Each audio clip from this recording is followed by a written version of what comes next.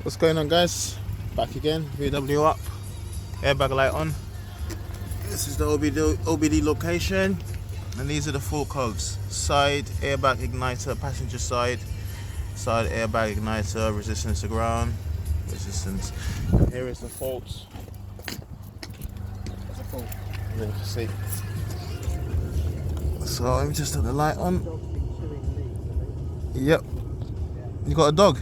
Yeah. Well, that's why, man. So yeah, I'm gonna fix. Ooh, bit of a mess. Look at that. What a naughty dog. Alright guys, so I've just whipped the seat up and I'm gonna carry out the repair. And these wires, 1, 2, 3, and 1, 2. Guy said his dog was eating it. I mean, jeez. So I'll sort it out and then go from there. Alright guys, so wire repair is done. Look.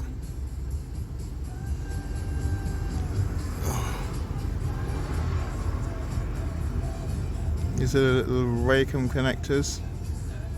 Alright, so what I'm going to do now is tape this up. I've cleared the faults already.